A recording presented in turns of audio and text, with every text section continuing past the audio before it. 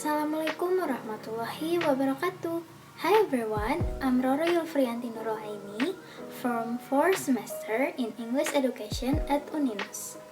So, in this video, we will discuss about public speaking. It's such as the introduction of public speaking, the theory of public speaking, and why public speaking is important. So, enjoy the video and here we go. Public speaking is oral communication spoken in front of large people that combine the skill of speaking and the art of speaking. That the combination between the skill of speaking and the art of speaking, public speaking needs two important aspects. There are the speaking itself and the way how to deliver the speech. And public speaking skills refer to the talent of effectively addressing an audience.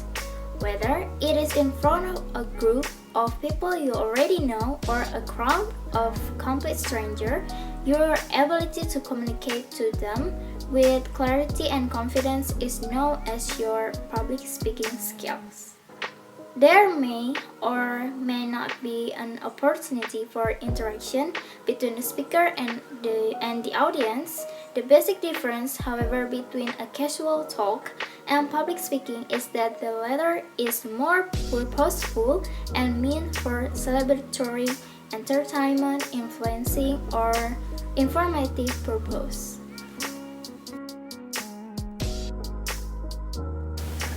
And next is about the theory of public speaking.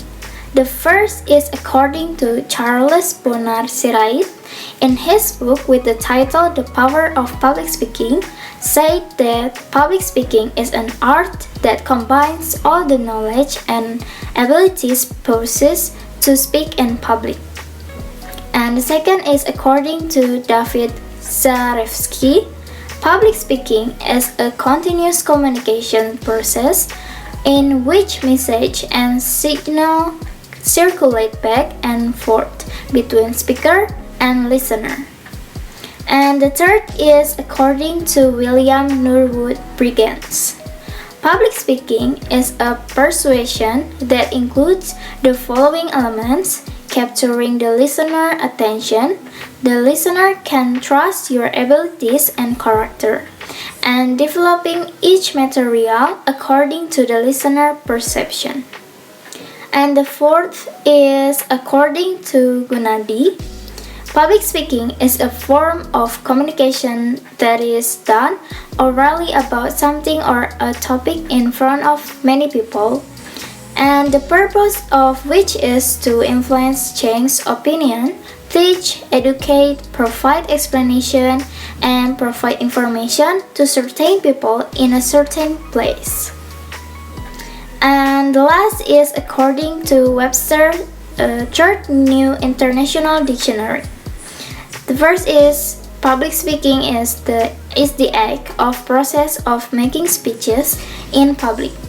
And the second is public speaking is the act of science of effective oral communication with an audience. You might ask why public speaking is important. So in this video, I will tell you about personal benefits of public speaking. The first is boost confidence. Public speaking repeatedly is a great boost or self-confidence. Every time you speak, you gain a bit more confidence as you see your ideas and yourself were well received by your audience. And the second is personal satisfaction. Being able to speak in front of a crowd is a huge accomplishment. The first time can be very nerve-wracking, but coming out on the other end of the speech is a huge win.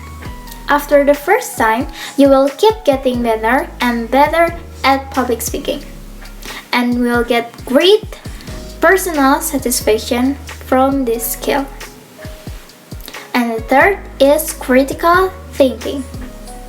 When preparing and conducting a speech, you also increase your critical thinking skill by working through problems, imagining a positive and negative consequence, and finding solution. And the fourth is improve communication skill. When you practice public speaking, you are practicing both of verbal and non-verbal skills, and both will improve. The more you speak out, the better you get at communication. Public speakers are better overall communicators in all facets of life. And next is learn to argue. Presenting an argument in a formal setting will help you in informal setting as well. Public speaking helps you from better arguments, and you can increase your arguing skills even more through public speaking by engaging in Q&A with your audience. And next is be a better listener. Attending conference as a speaker means you will also listen to other speakers. As you listen to other speakers, you will have a greater appreciation and understanding of their material and craft as a speaker as yourself. Is all kids have tremendous talents and we squander them pretty ruthlessly. I had a great story recently, I love telling it, of a little girl who was in a drawing lesson. She was 6 and she was at the back drawing, and the teacher said this little girl hardly ever paid attention, and in this drawing lesson she did. And the teacher was fascinated. She went over to her and she said, "What are you drawing?" And the girl said, "I'm drawing a picture of God." And the teacher said, "But nobody knows what God looks like." And the girl said, "They will in a minute." Kids will take a chance. If they don't know, they'll have a go.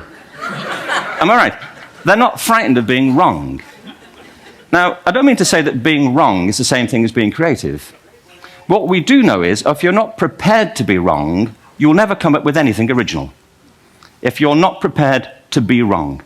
And by the time they get to be adults, most kids have lost that capacity.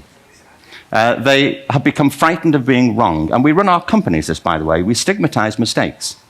And we're now running national education systems where mistakes are the worst thing you can make. And the result is that we are educating people out of their creative capacities. If you think of it, the whole system of public education around the world is a protracted process of university entrance. And the consequence is that many highly talented, brilliant, creative people think they're not, because the thing they were good at school wasn't valued or was actually stigmatized.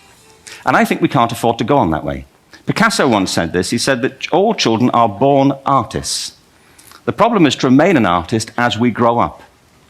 I believe this passionately, that we don't grow into creativity, we grow out of it. Or rather, we get educated out of it. We have to be careful now that we use this gift wisely, and the only way we'll do it is by seeing our creative capacities for the richness they are, and seeing our children for the hope that they are. And our task is to educate their whole being so they can face this future. By the way, we may not see this future, but they will. And our job is to help them make something of it. So, I think that's all from me. Thank you for watching this video, and see you into the next video. Bye!